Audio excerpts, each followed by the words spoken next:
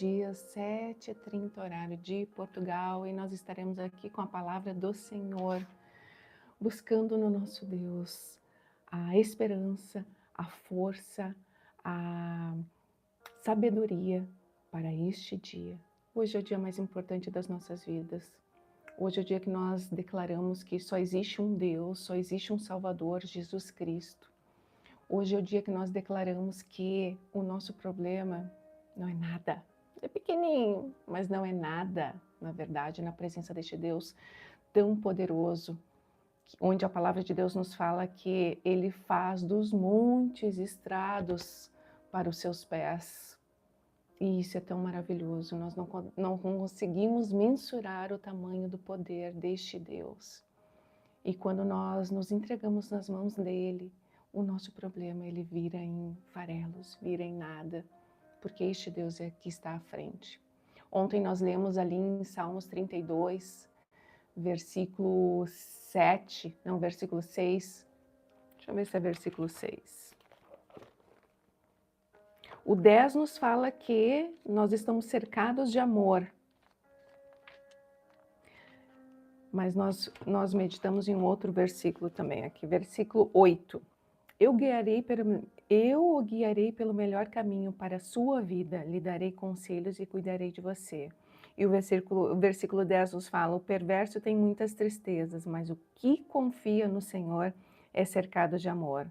Portanto, alegrem-se no Senhor e exultem todos vocês que são justos. Gritem de alegria todos vocês que têm coração íntegro.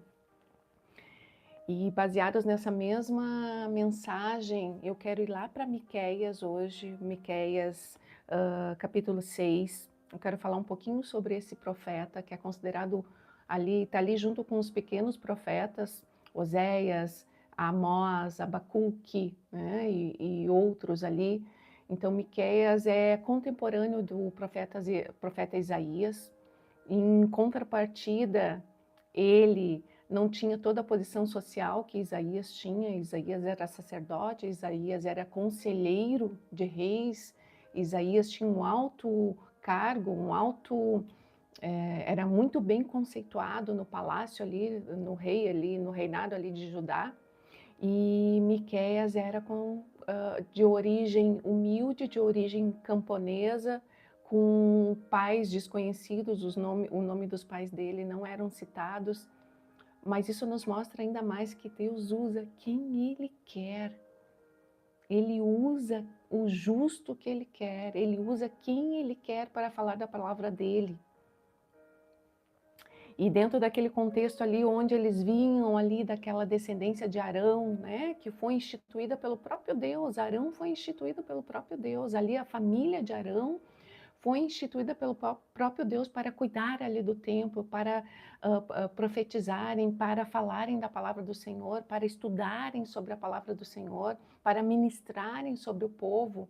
Mas Deus, Ele escolhe quem Ele quer.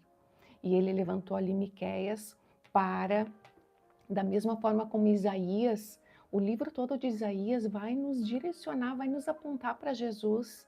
Miqueias, no texto de Miqueias, que é um livro curto também, tem 6 capítulos, ele também nos aponta para os dias de hoje, mas ele, principalmente ali dentro daquele contexto, ele vai nos trazer uma reflexão dentro daquele contexto que eles estavam vivendo ali. Ele está também profetizando, ele está falando, anunciando ao povo que se eles não se corrigirem, eles terão as invasões, né, que tiveram ali Israel, o reino do norte teve a invasão assíria, o reino do sul, que era Judá, teve a invasão babilônica, que os levou cativos, né, tirou eles ali da terra que o Senhor havia dado para eles, após a libertação ali do Egito. Então, Miqueias vem como anunciante, né, falando da palavra do Senhor, falando do juízo do Senhor, chamando a atenção desse povo para que eles se alinhassem em termos de justiça. E eu quero orar antes de nós começarmos. Nós vamos começar lá no capítulo 6, no versículo 8. Senhor, eu te agradeço por esse tempo, meu Deus. Espírito de Deus, se conosco, ministra em nossos corações, nos ajuda a entendermos, Senhor, trazermos para a nossa realidade hoje, para o nosso contexto individual e também social, Senhor, e também um contexto de mundo, Senhor. Em que tempo nós estamos vivendo? De que maneira nós devemos estar na tua presença? O que nós precisamos corrigir em nossas vidas, Senhor? E nos ajuda, Senhor, a nos alinharmos ao ponto, Senhor, que as nossas vidas, as nossas ações, então, Senhor, serão ações que te agradarão, Senhor, será um caráter que irá te agradar, Senhor. Então, tu irás se agradar, Senhor, pelas nossas vidas. E nós, Senhor, seremos inundados da tua presença, Senhor, porque não há presente melhor, Senhor, do que sermos inundados com a tua presença, Jesus. Então, se conosco, Espírito de Deus, e nos ajuda, ministra em nossos corações. Somos falhos, somos pequenos, somos pecadores e necessitamos de Ti, meu Senhor. Em nome de Jesus. Amém. Então, queridos, vamos lá.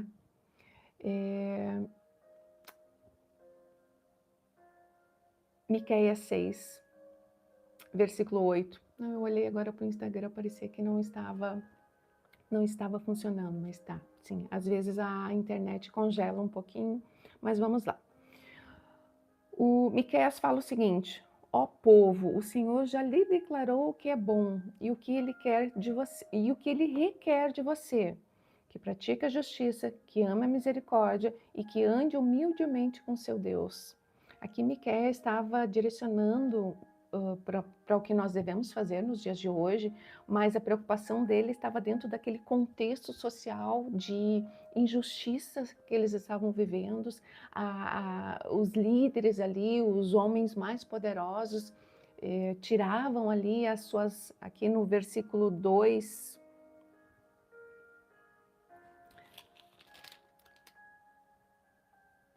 antes disso, aqui no capítulo 2, versículo 9, fala o seguinte: expulsaram mulheres de seus lares confortáveis e tomaram para sempre de seus filhos tudo que Deus lhes deu. Levante-se e vão embora. Essa não é mais sua terra nem seu lar, pois vocês a encheram de pecado e a arruinaram por completo. O Senhor, né, já falando a respeito deles, qual seria o castigo deles por toda aquela transgressão que eles iam e vão cometendo ali através dessa jornada aqui neste contexto aqui de Miqueias, só que nós podemos trazer também para o nosso contexto, porque os pecados, as injustiças continuam acontecendo da mesma forma. E cabe a nós, se nós queremos estar na presença do Senhor, nos alinharmos em verdade, em justiça, em misericórdia aqui, conforme Ele nos instrui aqui nesse versículo 8. Aquele que quer andar na presença do Senhor, o que Ele requer de nós? Que nós andemos em justiça, que tudo que nós vamos fazer, nós possamos fazer de forma correta. Uma balança, que a nossa balança, se nós temos um comércio, que a nossa balança esteja uma medida correta. Se nós vamos fazer um negócio, que o nosso negócio esteja numa medida correta, que nós sejamos justos. Se nós vamos nos propomos alguma coisa, que nós sejamos corretos. E ele fala também da misericórdia, que nós sejamos empatia pelo nosso próximo, aquele que está perto de nós, aquele que trabalha conosco, aquele que está à nossa volta, que nós possamos olhar com misericórdia, com empatia, ver aquilo que está por trás, estender a mão para ajudar quando necessário e andar com humildade, andarmos com o coração quebrantado, andarmos entendendo que nós não somos nada nessa terra, não importa se Deus nos abençoou com muito, se Deus não quis nos dar os tesouros dessa terra, mas Ele nos deu a presença dEle, não importa que quantidade, que porção nós tenhamos dos tesouros dessa terra, que nós sejamos justos, que nós sejamos humildes para estender a mão, humildes para não nos exaltarmos em arrogância, porque o nosso eu pecador, ele é falho. O nosso eu pecador, ele quer sempre se exaltar, o nosso orgulho quer sempre ganhar a última palavra, sempre quer ser a nossa, que nós possamos ser humildes e andar de forma reta na presença do Senhor. E aqui Miqueias continua a partir do versículo 9 falando: se forem sábios, temam o Senhor. E lá em Provérbios nos fala que o princípio da sabedoria é o temor ao Senhor. O princípio da sabedoria é temer a este Deus. E o que é temer a este Deus? Não é somente ter medo deste Deus, não se trata disso, mas amar este Deus sobre todas as coisas. Entender o que este Deus quer de nós, entender quais são os princípios deste Deus, o que a palavra do nosso Senhor nos passa, nos transmite. Então nós estamos andando em temor a este Deus. E aqui Miqueias continua: sua voz clama a todos em Jerusalém, ouçam os exércitos de destruição, o Senhor os envia. Que direi sobre as casas dos perversos, cheias de tesouros obtidos pelo engano? Aqui Miqueias está falando em torno de 700 anos antes de Cristo. Ele está falando em torno de 150 anos antes da Babilônia invadir ali a Jerusalém, né? E aí a Babilônia vem em 3 fases, né? Ela vem em 3 situações, onde ela invade ali em 586 a.C., depois ela vem num segundo contexto ali que vai estar em torno de 605, não, a primeira ela vem em 605 a.C., depois ela vem em 586 a.C., e depois ela vem, não, em 597 a.C., e depois ela vem por final em 586 a.C., que é quando o rei Zedequias ali se rebela contra a Babilônia. Então Nabucodonosor vem e invade, então ele leva tudo que tem ali no templo e derruba totalmente os muros. Então, aqui Miqueias está falando em torno de 150 anos antes de tudo isso acontecer. E ele também aqui fala ao povo, ele não fala somente a Jerusalém, mas ele também fala ao povo ali de Samaria, ao povo do norte, né, que são as 10 tribos ali, que depois da divisão ali, após a morte de Salomão, foi feita a divisão, então ficaram 2 tribos ali para Judá, que foi Judá e Benjamim, ao filho de Salomão, e as outras 10 tribos ali que foram divididas, foram separadas. Então Samaria também, aqui esse profeta também está profetizando a respeito do pecado de Samaria, do pecado do povo do norte, né? Que também era considerado o povo de Deus, que fazem parte ali das 12 tribos.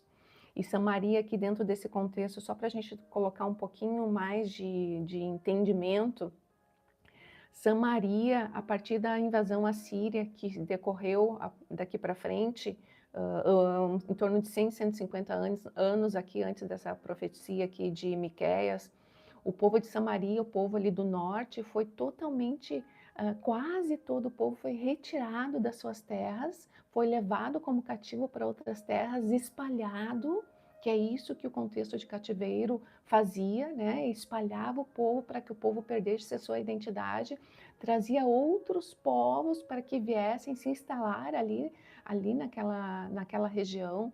Então Samaria ali, que era um local que foi até o contexto de Jesus ali, odiada pelos judeus, Samaria era um povo misto, onde eles ali não obedeciam às leis, onde a adoração deveria ser somente em Jerusalém, mas então eles levantaram ali um altar para que o povo fosse adorar ali, então era um povo idólatra que tinha também Deus como seu Deus. Então era uma mistura, e nessa mistura eles colocaram Deus ali dentro daquele contexto como Deus deles também. Só para a gente entender um pouquinho mais esse contexto. E aí, versículo 11, aqui Miqueias continua: agora muitas nações se reuniram contra você, dizendo que ela seja profanada. Vejamos a destruição de Sião. Sião é o povo de Deus. Sião é a terra, né? É a referência sobre o povo considerado o povo de Deus. Versículo 12: mas elas não conhecem os pensamentos do Senhor, nem entendem seu plano. Lá em Isaías 66, ele nos fala justamente sobre isso e nos traz uma referência até para nós, né? Nós fazemos planos, nós entendemos situações, mas os planos maiores, os pensamentos maiores, nós não conseguimos entender que são os pensamentos de Deus. Aqui Isaías 55, que eu adoro essa passagem, 55:8, que fala: meus pensamentos são muito diferentes dos seus, diz o Senhor, e meus caminhos vão muito além de seus caminhos. Pois assim como os céus são mais altos que a terra, meus caminhos são mais altos que seus caminhos, e meus pensamentos mais altos que seus pensamentos. Então aqui Miqueias está usando também um pouco dessa referência para falar que aqueles que estão se levantando também como inimigos de ali de Israel, como inimigos do povo, né, das tribos, das 12 tribos do povo de Deus, eles não conhecem os pensamentos do Senhor e nem entendem seu plano. Essas nações não sabem que ele as reúne para serem batidas e pisadas como feixes de cereal na eira. Então o próprio Deus levanta os inimigos e o próprio Deus destrói esses inimigos, castigando esses inimigos porque eles tocaram no povo de Deus. Veja que contraditório isso, mas esse nosso Deus, ele é incrível. E isso só nos mostra que a soberania dele está toda nas mãos dele. Não há nada, nada que ele não possa fazer. Não há nenhum plano dele que não se cumpra. E aí ele continua aqui: levantem-se e esmague as nações, ó bela Sião, pois eu lhe darei chifres de ferro e cascos de bronze, para que pisoteie muitas nações até despedaçá-las. Você dedicará ao Senhor as riquezas que elas roubaram, dedicará seus tesouros ao soberano de toda a terra. Aqui ele já está falando de uma certa forma que o povo, quando ele entra, quando o povo se desvia, aquelas 3 fases, né? O povo se desvia da presença do Senhor. Nós tantas vezes nos desviamos da presença do Senhor. O Senhor envia então o castigo, o nosso castigo merecido. O Senhor envia o nosso castigo merecido e aí nós passamos para a terceira fase, que nós começamos a clamar pelo nosso Deus para que Ele nos envie uma saída do cativeiro que nós mesmos nos colocamos tantas vezes, né? Em algumas vezes o próprio Deus nos prova para ver onde é que está o nosso coração, mas em muitas outras vezes nós estamos sofrendo consequências dos nossos pecados. E aí ele continua aqui, no capítulo 5, eu quero ir mais um pouquinho, porque dentro desse contexto aqui vai ser interessante a gente falar a respeito. Eu quero ir lá para o capítulo 6 agora, na verdade. Capítulo 6, versículo 9. O que o Senhor nos fala? Se forem sábios, temam o Senhor. Sua voz clama a todos em Jerusalém. Ouçam os exércitos de destruição, o Senhor os envia. Que direi sobre as casas dos perversos, cheias de tesouros obtidos pelo engano, as injustiças, né? E quanto à prática repulsiva de calcular cereais com medidas falsas, as balanças falsas, os negócios fraudulentos, a conduta errada, como posso aceitar seus comerciantes que usam balanças e pesos desonestos? Os ricos entre vocês enriqueceram por meio de extorsão e violência. Seus habitantes estão acostumados a mentir, sua língua não consegue mais dizer a verdade. Por isso eu a farei sofrer, em ruínas a deixarei por causa de seus pecados. Você comerá, mas nunca se saciará, continuará a sentir as dores de fome. E quando eu li esse versículo, eu me lembrava, né, do vazio da alma. O que é o vazio da alma? O vazio da alma, nós buscamos preencher o vazio interior em muitas situações. Buscamos em relacionamentos, buscamos em tesouros dessa terra, buscamos em projetos, buscamos em filhos, muitas vezes, buscamos em viagens. Nada preenche o vazio. Nada preenche o vazio.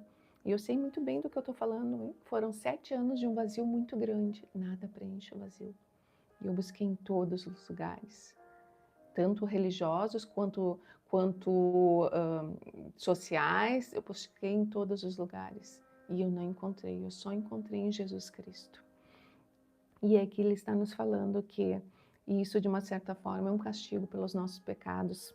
Você comerá, mas nunca se saciará, continuará a sentir as dores de fome. E embora tente economizar alguma coisa, no fim nada lhe sobrará. O pouco que você ajuntar, darei àqueles que a conquistarem. Você semeará plantações, mas não as colherá. Espremerá azeitonas, mas não terá óleo suficiente para se ungir.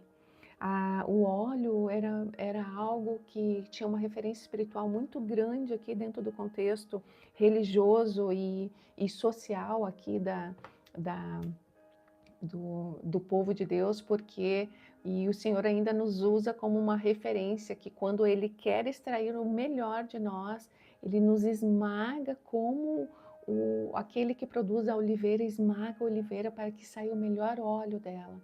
E aqui os óleos eles eram usados para ungir situações, eles eram usados para ungir reis. Nós temos aqui dentro do contexto aqui de Davi, Samuel, 1 Samuel 16, que fala o seguinte: o Senhor disse a Samuel: você já lamentou o suficiente por Saul, quando ali o próprio Deus destituiu Saul do trono, né, dele, né, tirou Saul, na verdade o Espírito de Deus saiu da presença de Saul. Então Samuel, que foi o que ungiu Saul, chorava por Saul. E aqui o Senhor está dizendo para ele: o Senhor disse a Samuel: você já lamentou o suficiente por Saul. Eu o rejeitei como rei de Israel. Agora enche uma vasilha com óleo e vá a Belém. Procura um homem chamado Jessé que vive ali, pois escolhi um dos filhos dele para ser rei. Como posso fazer isso? Perguntou Samuel. Se Saul ficar sabendo, me matará. O Senhor respondeu: leve um novilho com você e diga: vim oferecer um sacrifício ao Senhor. E aí ele fala todo um contexto ali, mas eu quero chegar no contexto do óleo. E aí lá no versículo 10, 11, continua ali a história. Então ali Samuel, Jessé trouxe ali todos os seus filhos na presença de Samuel, mas nenhum era o escolhido. Então Samuel disse: mas você não tem mais nenhum filho? Então Samuel disse: não, eu tenho um lá que está cuidando das ovelhas, né? Mande chamar ele. Olha que o Samuel falou aqui, ó. Mande chamá-lo, disse Samuel. Não nos sentaremos para comer enquanto ele não chegar. Jessé mandou chamá-lo. Era um jovem ruivo, de boa aparência e olhos bonitos. E o Senhor disse: é este, levante-se e unja-o com óleo. Então os reis eram ungidos com óleo, e aqui o Senhor está dizendo que nem o óleo para vocês ungirem os reis, nem o óleo para ungirem, nem o óleo para que a representação espiritual, que o óleo representava a presença de Deus, o óleo representava as bênçãos do Senhor, nem esse óleo vocês terão. E aí ele continua aqui: pisará uvas, mas não obterá suco para fazer vinho. Você obedece apenas às leis do rei Onre e segue apenas as práticas do rei Acabe, que eram os reis idólatras. Onre era o pai de Acabe, e nós falamos muito sobre Acabe ali dentro do contexto do profeta Elias. Então, aqui Miqueias está falando para esse povo que eles estão no mesmo caminho ali do rei Onre, no mesmo caminho do rei Acabe, em idolatria, injustiças. Acabe ali que matou Nabote por um vinhedo, por aquilo que ele cobiçou pelos olhos. E aí o homem não quis vender o vinhedo, que era uma herança de família. A mulher dele foi lá, levantou dois mentirosos para falarem que ele blasfemava contra Deus, fizeram uma arapuca ali para ele, mataram esse homem, né? Tiraram, destituíram a terra dele. Então isso era só uma referência do que eles faziam ali, que nós não temos noção das atrocidades contra as viúvas, contra os órfãos, contra as mulheres. Conforme nós falamos ali, tiravam as mulheres do seu conforto, das casas que o próprio Deus havia dado a elas. Por isso farei de você um exemplo e a levarei à ruína. Será tratada com desprezo e insultada por todos que a virem. Eu vou finalizar aqui, e esse contexto aqui é o que nós deixamos de meditação para nós, para as nossas vidas hoje. Não é, eu posso simplesmente chegar aqui todos os dias e dizer, olha, o Senhor vai abençoar todos nós, o Senhor é um Deus bom e Ele é o Senhor é um Deus longânimo e Ele é um Deus longânimo, mas Ele é um Deus de justiça, Ele é um Deus justo. E Ele requer daqueles que estão na presença dEle aquilo que Miqueias falou aqui no capítulo 6, versículo 8, que nós usemos da justiça, que nós usemos da misericórdia e que nós possamos andar de forma humilde na presença deste Deus e humilde no contexto social onde nós vivemos. É isso que esse Deus nos pede. Então, o que o nosso caráter nesse dia precisa ser transformado? Quais são as pequenas mentirinhas que nós estamos falando, né? Quais são as pequenas medidas que nós estamos? Nós estamos em cima do muro ou nós estamos verdadeiramente na presença do Senhor? Nós estamos em cima do muro ou nós estamos com o pé no muro e com o pé naquele que é o inimigo deste mundo, inimigo do povo do nosso Deus, daquele que oprime, daquele que quer matar, roubar e destruir, que é Satanás? De que lado nós estamos? Como é que está o nosso caráter? Os nossos negócios são negócios realmente justos? Ou nós sempre puxamos para o nosso lado, que nem fala lá na minha terra, puxamos a brasa para o nosso lado, né? Para nos aquecermos e deixamos o nosso próximo de forma injusta? O que é o nosso caráter? O que a nossa consciência nos fala hoje ao nosso respeito? A caminhada com Cristo é uma caminhada maravilhosa. É uma caminhada que não existe outra igual. Não existe vida se não for na presença desse Deus. Mas nós precisamos ser justos. Quando nós estamos lá no nosso casamento, né, com a nossa esposa lá, nós estamos muitas vezes ali no nosso cantinho no Instagram olhando mulheres, ou no nosso cantinho ali no Instagram olhando homens, cobiçando, né, aquilo que não é nosso. Ou os nossos olhos também estão sendo santificados? Ou nós estamos cobiçando a vida do outro, o casamento do outro, a casa do outro? O que a nossa consciência nos fala sobre o nosso caráter hoje? A Bíblia nos fala que se os nossos olhos pecarem, que nós tiramos os nossos olhos. Se o nosso braço peca, que nós tiramos o nosso braço. Isso é de forma, como é que chama? É uma retórica, né? A realidade identificamos o nosso pecado, agora nós vamos tratar com esse pecado. Identificamos o nosso pecado, agora nós vamos lutar contra esse pecado. É este o caminho quando nós estamos em Cristo. E cada vez mais que nós vamos nos afastando do pecado, nós estamos indo para mais próximos do nosso Senhor. Então, quando nós estamos cada vez mais próximos desse Jesus, quando nós estamos nos esforçando para estar na presença dele, limpos, alinhados, em justiça, em misericórdia, em santidade, então nós temos cada dia mais uma porção maior de quem ele é. E cada dia mais as bênçãos dele, sim, daí essas bênçãos estarão sobre as nossas vidas. Mesmo que o nosso mundo exterior esteja ruído, mas a paz que excede todo e qualquer entendimento estará reinando no nosso interior, porque a nossa consciência não estará mais pesada, mas a vida que provém deste Deus estará reinando em nós e através de nós. Então nós estaremos verdadeiramente fluindo rios de águas vivas. A palavra de Deus aqui, ela nos ministra, nos falando que as injustiças, os pecados, os caminhos tortos, a idolatria, a perversidade deste mundo, ele tem os dias contados. O que a palavra de Deus nos fala que tudo aquilo que está escrito aqui não é uma utopia, não é uma fantasia, mas é uma realidade. Então nós tivemos aí pequenas situações que nos mostram que esse mundo caído está em decadência. Que seja o apagão, seja aí 2 anos e pouco de Covid, né? E agora já olhei agora há pouco ali no YouTube, apareceu alguma coisa que lá em 2027 vai ter de novo algo em questões mundiais.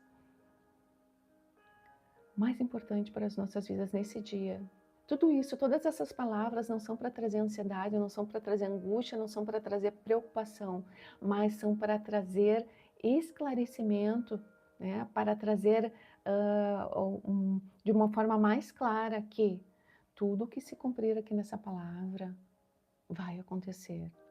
E nessa palavra também nos fala que quando nós estamos em Cristo, nós estamos protegidos. Quando nós estamos em Cristo, Ele nos guia com as melhores instruções para as nossas vidas. Quando nós estamos em Cristo, que nós lemos ontem no Salmos 32, nós somos cercados de amor. Quando nós estamos em Cristo, Ele é o próprio muro de fogo ao nosso derredor, e conforme nos fala em Davi, nos primeiros salmos ali, Ele é o escudo ao nosso derredor. É um escudo enorme ao nosso derredor. E é dentro dessa meditação, nós só vamos conseguir ter mais deste Deus quando nós nos alinharmos verdadeiramente a cada dia.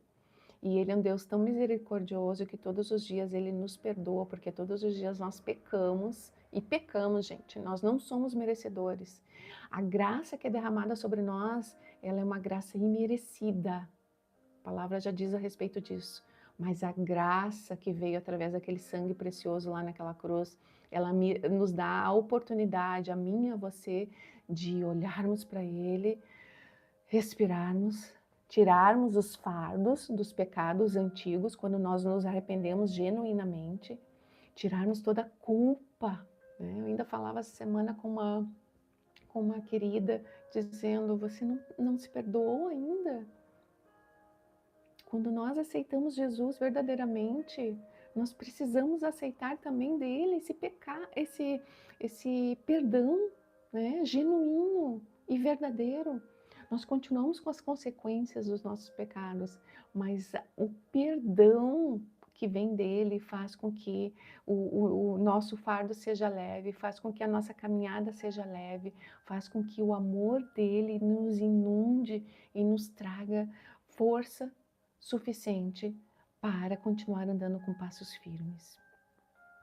E eu finalizo hoje com essa meditação, né? Quais são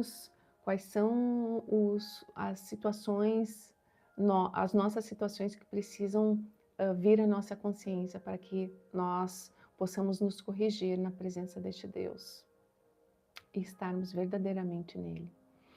Senhor, eu te agradeço, meu Deus, por esse tempo, Senhor. Eu te agradeço pela tua presença, pelo teu amor, Senhor, pelo teu cuidado, pelo teu perdão, Senhor, pela tua graça. Senhor, eu te agradeço, Senhor, porque tu colocas os teus para estarem, Senhor, anunciando das tuas palavras, Senhor, da tua verdade, Senhor. Assim como eu me alimento todos os dias de servos teus, ó Deus, que estão aí, Senhor, que se dispõem, Senhor, a olhar para a tua palavra e se aprofundar na tua palavra, Senhor. Eu te louvo, Senhor, pela vida dessas pessoas. E eu te agradeço, Senhor, por conceder a cada dia, Senhor, a mim e aqueles que te buscam, Senhor, um pouco mais de quem Tu és, um pouco mais dos Teus tesouros, ó Deus, que nós possamos ter sede de Ti, Senhor, para Te buscar, Senhor, todos os dias mais, mais, mais, ó Deus, e que essa sede nunca cesse, Senhor, até que Tu venhas, Jesus, ou até que nós estejamos contigo. Tu és a nossa vida, Tu és a nossa esperança, Tu és o caminho, Tu és a verdade, Tu és a vida, Tu és tudo, Jesus. E nós deixamos esse dia nas Tuas mãos, sê conosco em todo o tempo, meu Senhor, e nos ajuda, porque somos falhos, somos fracos, somos pecadores. Que o Teu Santo Espírito ministre em nós e nos ajude, Senhor, em nome de Jesus. Amém. Amém, queridos. Até amanhã, se Deus quiser.